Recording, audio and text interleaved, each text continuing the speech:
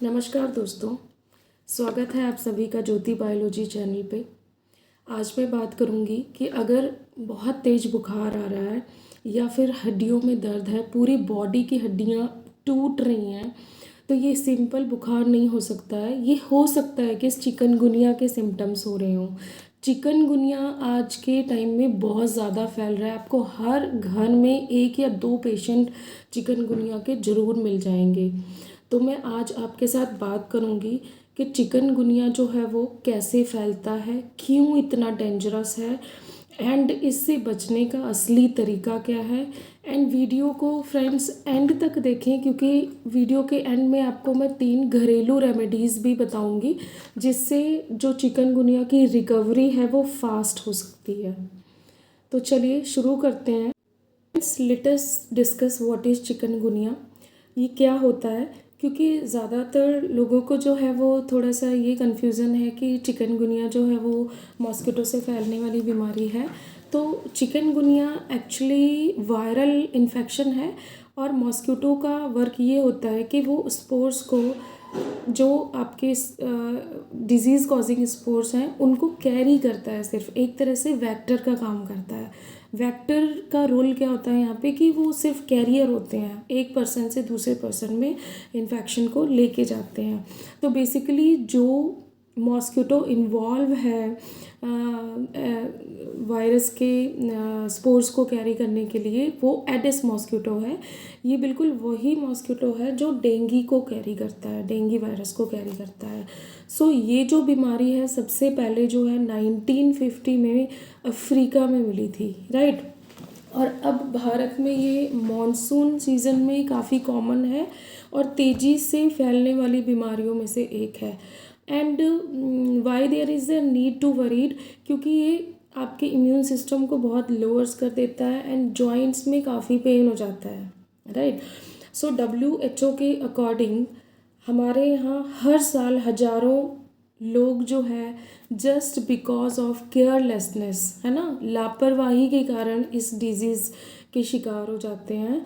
तो आज हम डिस्कस करेंगे कि हाउ इट स्प्रेड्स, जो चिकनगुनिया है वो कैसे फैलता है, ये भी हम डिस्कस करेंगे।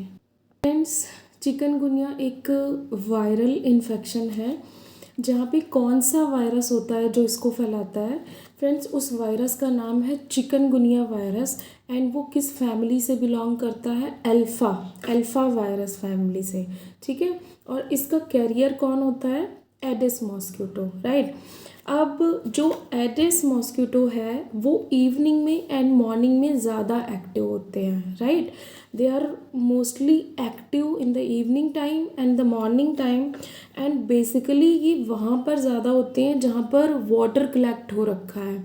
लाइक आपका कूलर हो गया, आपने सोचा भी नहीं होगा कि भाई कूलर में पानी भरा हुआ है, तो जो मॉस्किटो है वो उसके अंदर भी एग्स दे देते हैं, एडिस मॉस्किटो, राइट। और उसके अंदर स्पोर्स होते हैं आपके वायरस के, इन्फेक्शन करने वाले वायरस के। तो बेसिकली अगर कूलर में पानी भरा हुआ है तो do take care of that one. अगर कोई गमले, खुले ड्रम या फिर छतों पे कई बार वेस्टेज हम कलेक्ट कर देते हैं, उसमें भी पानी इकट्ठा हो जाता है, तो वहाँ पे भी जो एडिस मॉस्किटो है वो अपने एग्स ले कर देते हैं। तो बेसिकली ये बहुत ही डेंजरस कंडीशन होती है। ये इनका फेवरेट प्लेस होता है। पानी से भरी जगह जो है वो एडिस मॉस्किटो को एग्स ले करने के लिए, अपने अंडे देने के लिए फेवरेट प्लेस होता है, राइट। सो बेसिकली अगर एक बूंद पानी या 2 बूंद पानी भी कहीं पे कलेक्ट हो रखा है, गंदा पानी, तो यहाँ पे वो उनकी फेवरेट जगह बन जाएगी अपने एग्स देने के लिए, ठीक है। सो कहीं भी अपने घर में, कूलर में, छतों में वेस्टेज अगर कहीं भी पड़ा हुआ है तो प्लीज़ कृपा करके वहाँ पर पानी इकट्ठा ना होने दें, राइट। सो क्योंकि इसमें ये अपने एग्स दे देंगे एंड बेसिकली वही इन्फेक्शन कॉजिंग स्टेज होती है। फ्रेंड्स, चिकनगुनिया के जो सिम्टम्स होते हैं वो डेंगू के सिम्टम्स से मिलते जुलते हैं। वहाँ भी बुखार आता है और यहाँ भी बुखार आता है। आज मैं आपके साथ डिस्कस करूँगी क्या डिफरेंस है डेंगू और चिकनगुनिया के बीच में, डिफरेंस क्या है वो भी डिस्कस करूँगी। एंड बेसिकली चिकनगुनिया में एक और चीज़ होती है कि यहाँ पे जॉइंट्स बहुत ज़्यादा अफेक्ट हो जाते हैं। ये फिंगर के जो आपके जॉइंट्स हैं ये, एंड आपके एल्बो के जॉइंट्स हैं, इनमें बहुत ज़्यादा पेन हो जाता है। तो चलिए डिस्कस करते हैं और क्या सिम्टम्स होते हैं चिकनगुनिया के। जैसे कि बहुत तेज बुखार आना, 104 डिग्री तक बुखार पहुंच जाना, जॉइंट्स पेन। जॉइंट्स का पेन तो बिल्कुल ऐसा होगा कि जैसे आपकी हड्डियां पूरी ब्रेक हो रही हैं, बोन्स बिल्कुल टूट रही हैं, इस टाइप का दर्द होगा।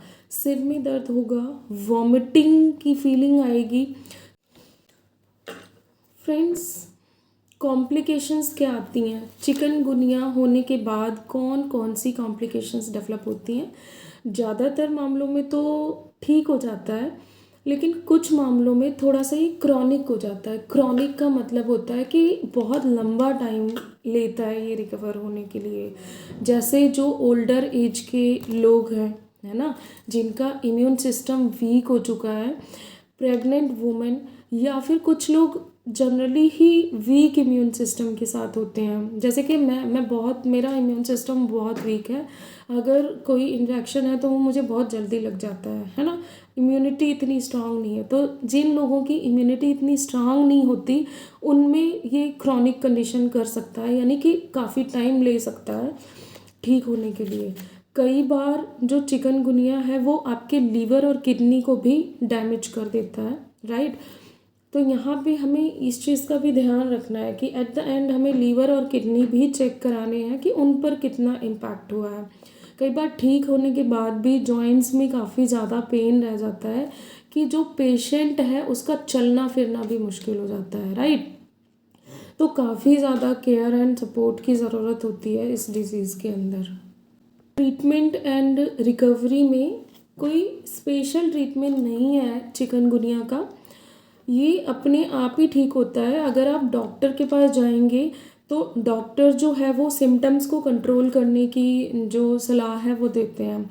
वो आपको यही बोलेंगे कि पैरासीटामॉल लें, अपने बुखार को ठीक करें, है ना, फीवर को ठीक रखें।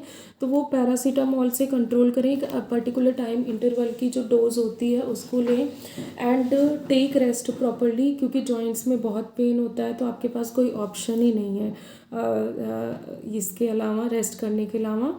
एंड लिक्विड कंज्यूम करें काफ़ी ज़्यादा, लाइक अपने आप को हाइड्रेटेड रखें, कोकोनट वाटर लें, है ना, और कुछ जूस भी ले सकते हैं आप अपने आप को हाइड्रेटेड रखना। डॉक्टर की सलाह के कोई भी पेन किलर ना लें या सेल्फ मेडिकेशन ना करें। सेल्फ मेडिकेशन का मतलब है कि अपने आप ही पेन किलर खा ली जॉइंट्स पेन को टैकल करने के लिए। तो इस टाइप की चीज़ें ना करें, क्योंकि जो ओवर मेडिकेशन है वो आपके लीवर या किडनी को डैमेज कर सकती है। फ्रेंड्स, हेल्थ से जुड़ी ऐसी ही साइंटिफिक एंड रियल जानकारियों के लिए चैनल को सब्सक्राइब करना ना भूलें। लाइक करें एंड शेयर करें, क्योंकि it will give me the support. तभी मुझे थोड़ा सा